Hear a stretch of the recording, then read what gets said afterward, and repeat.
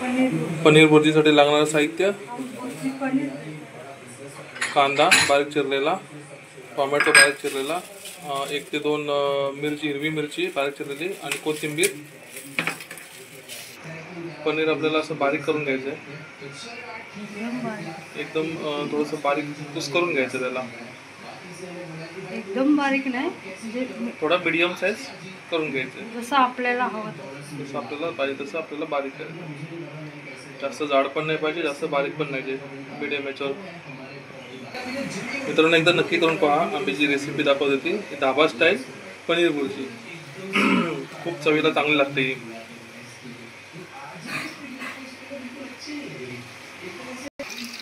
पनीर आपलं बारीक करून झालेलं आहे. त्याच्यानंतर आपण पुढे रेसिपी पाहू. 2 ते 3 चमचे तेल टाकले, टेबलस्पून तेल.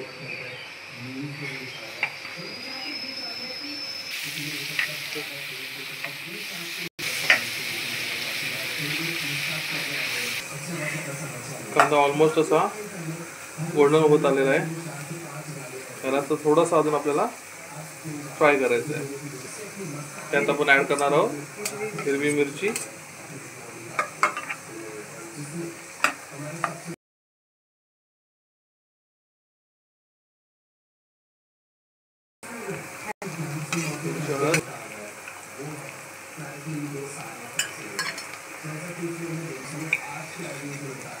नंतर त्यामध्ये थोडासा गरम मसाला पावडर,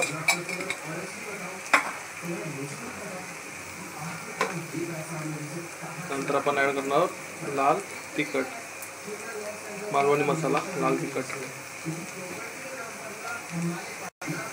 नंतर त्याला चांगला असा मिक्स करून घ्यायचं. आपल्याला चांगलं स्ट्रेक्चर मिळतं आणि टेस्ट पण चांगली येते. जे फ्लेवर्स असतात ते पनीरमध्ये ॲड होतात. सर्व मसाले मिक्स होऊन त्यामध्ये ॲड होतात फ्लेवर्स. त्यानंतर थोडंसं 1 चम्मच साईडला तेल टाकायचं आहे. त्याच्यामध्ये आपल्याला थोडंसं बेसन भाजायचं आहे. 1 चम्मच बेसन टाकायचं, जास्त टाकायचं नाही आहे. त्या तेलामध्ये बेसन थोडंसं असं भाजून घ्यायचं.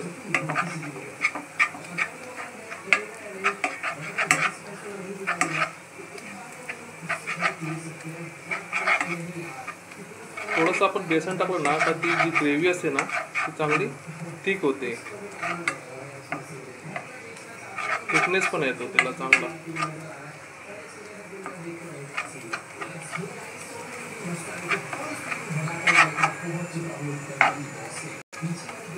आपलं ते बेसन पण भाजून झालेलं आहे चांगलं. त्यानंतर आपण त्याला सगळीकडे मिक्स करून घ्यायचं आहे.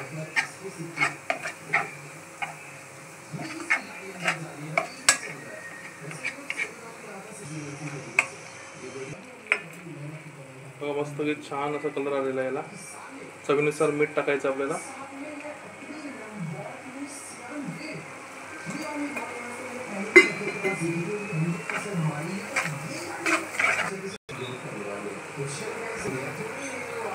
त्यानंतर आपण ॲड करायचं आहे जो बारीक चिरलेला पनीर, बारीक केलेला पनीर.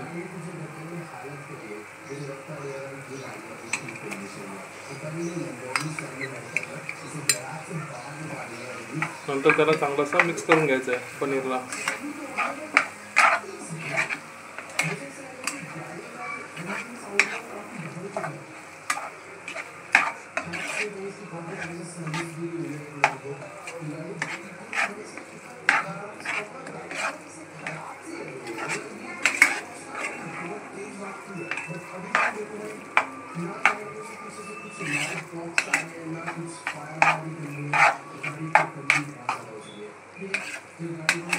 एकदम सुंदर असा कलर आलेला आहे पनीरला.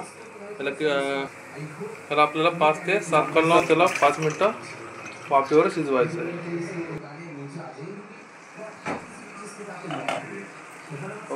छान असं साईडने तेल सुटलेलं आहे, म्हणजे आपली पनीर भुर्जी रेडी झालेली आहे.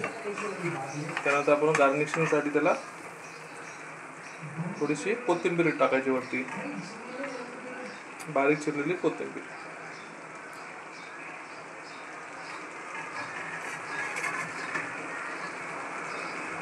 अशा प्रकारे आपली पनीर भुर्जी रेडी, धाबा स्टाईल पनीर भुर्जी रेडी.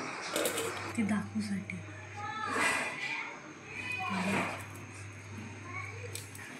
खायची.